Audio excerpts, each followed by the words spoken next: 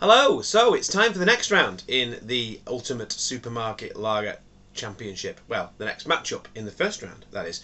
So let's just have a little look at the table before we introduce you to today's beers. So if you remember, in the table, in the last matchup, we had the Eyinger Hell that beat the Westmorlander Helles, which both beers, if I remember rightly, were very good beers. But the Eyinger Hell was, well, it was just a really good beer. I mean, the Eyinger Hell is a beer on its own, really. It's amazing. Well, it's not on its own, but it's a very, very good beer. It's going to be one of the standout beers. It's going to be one to beat. And it's going to be up against one of the beers that we are testing today. Now, if you look at the bottom of the table, when I first showed you this, the Kona Longboard was at the bottom, up against the Benediktiner Hell. Can't find the Kona Longboard anymore at Marks and Spencer's. Haven't seen it anywhere else, so that's out. And in its place, we've shoved the Tuborg Fici. Is it pronounced Fici or Fici? I don't know how it's pronounced really. I'll call it Fici for now. And yeah, so let's have a look. Let's introduce today's beers anyway. So on my left, we've got the Benediktiner Hell, a beer that they do have in booths that I think it was relatively new in booths recently, but they're going to be having it for a while now. This is going to be one of the staples in booths, so you can get this in booths, and they did have it in Aldi as well for a while. And here we got the Tuborg Fici, which is one that I'd heard was good. So I got it from Home Bargains, and I had a bit, and I tried one, and I thought it was really good.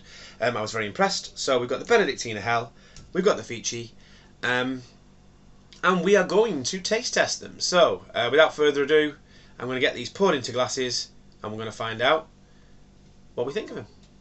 Okay, beer's poured. So the one on the right has got quite a bit more than the one on the left in it, but I don't think that should matter too much. This is the third time I've tried this intro, so the heads have gone down quite a bit since they were originally. This one had a bigger head than this one, but it might have been the way they were poured. So before we go any further, I'm just going to tell you which one's which. So this is which one is which. Okay, that was which one was which. Let's get a nose on this one. So, looking at the colour first of all, this one's looking a bit lighter than this one. Going into the nose. So that nose has quite a bit of malt. And quite a bit of lemon. So we're getting malt, we're getting lemon, and we're getting some other citrus flavours as well. A bit of orange. A bit of orange peel in there. It smells really refreshing. It smells punchy. It smells zesty.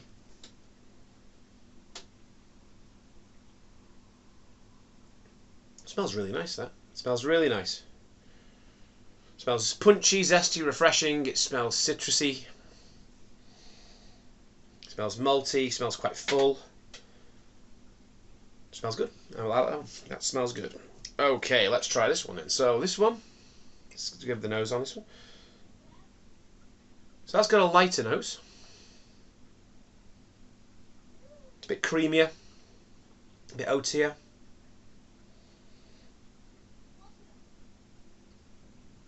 A little bit of lemon, a little bit of malt. So more subdued, the malt on this one. Okay, a bit of lemon, a bit of grass. A bit bready. Okay, I'm going to go in for the old taste, but I'm going to start with this one because there's more in this one. So let's do the old taste on this one. Cheers.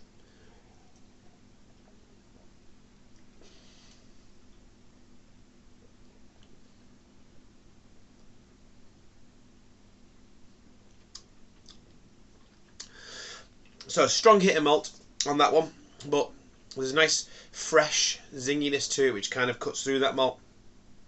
Again, a lovely aftertaste, lovely bready aftertaste in this one as well. It's nice and smooth.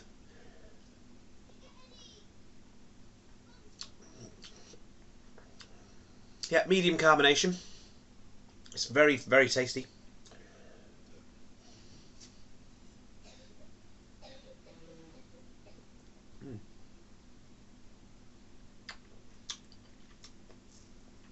Yeah, it's tasty. It's very tasty. It's refreshing. It's smooth.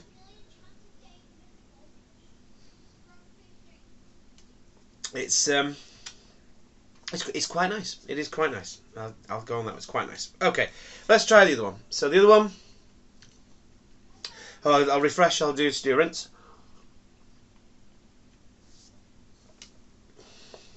So this one now. So this is the lighter one. Let's get a taste on this one. Cheers.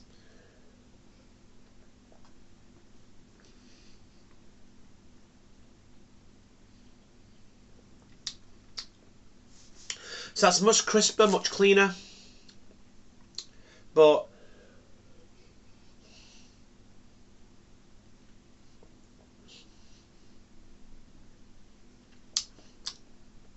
there's not a huge amount going on, I won't lie.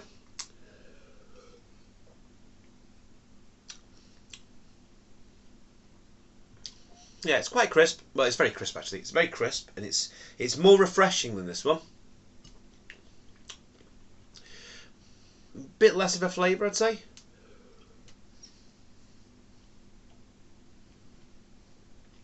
It's a little more bitter. It's relatively, I'd say, medium bitterness on this one.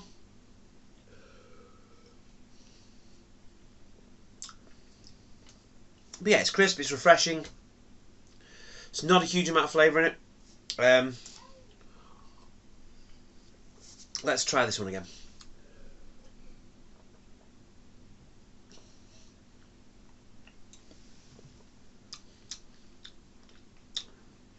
Yeah, this one's a little bit more carbonated. It's a bit maltier.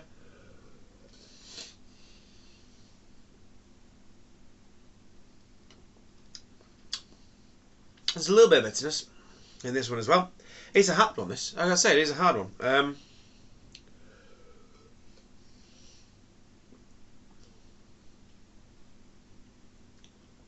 They're both very pleasant. They both got their own individual profile. This is a little bit more grassy, a little bit more biscuity. This is a bit more malty, a bit more bready, and a bit more citrusy as well. There's a bit of citrusness in there. I say they both got similar carbonation.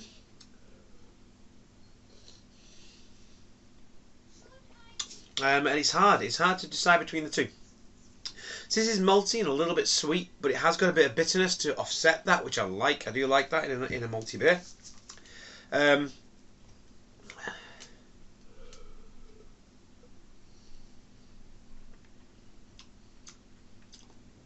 This one is a little bit lacking. I must say, it's a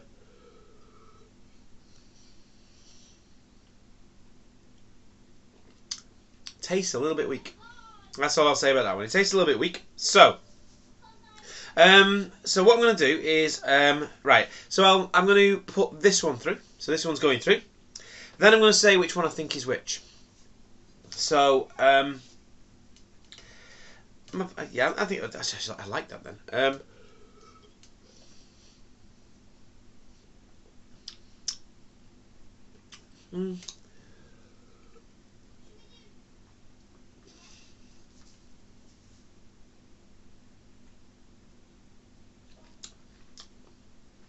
Oh, it's hard. It is hard actually, because this one is really pleasant and really goes down really easy, really refreshing. But this one does have more flavour. I don't know what I'm looking for really. I mean, neither of them are amazing beers, but they're both nice beers. But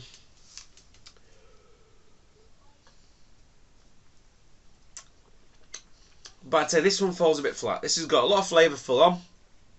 It's got a lovely aftertaste. It's a nice one. Yeah, this one's definitely going through. This one's maltier. I know the Tuborg said it was 100% malt, so I'm going to go that this is the Tuborg. I'm going to go this is the Benediktiner. This one's going through. Let's have a see. It goes right. Okay, so the big reveal. Not really a big reveal. This is the Benediktiner. That one there. Ooh. And this one was the Fici, which I must admit I am very impressed with. That is really nice.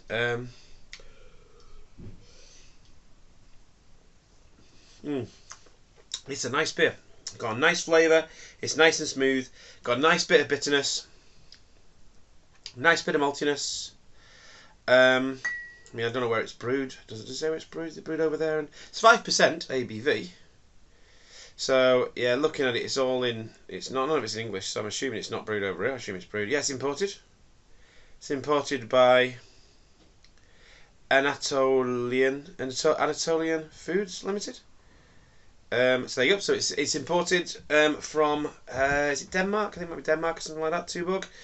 So there you go. So it's not brewed over here. It's imported from abroad. So it's the real deal, and it's very nice. This Benediktiner, this is imported from Germany. But as German Helles's go, in my opinion, not the best. It's a bit weak. It's a bit lacking. It's nowhere near as good as some. It doesn't have. This is 5% as well. Doesn't have the lovely bready aftertaste that a lot of them have. It's nowhere near as good as the Ayinger that I had in the last round. What can I say? Benediktiner is gone, and this one, the wild card that took over from the Kona Longboard, is through to the next round, where it will be facing off against a different hell, a better hell. Will it beat the better hell? We will find out on the next one. What can I say? There we have it. Fici draft through to the next round. Nothing else to say, but have a good one.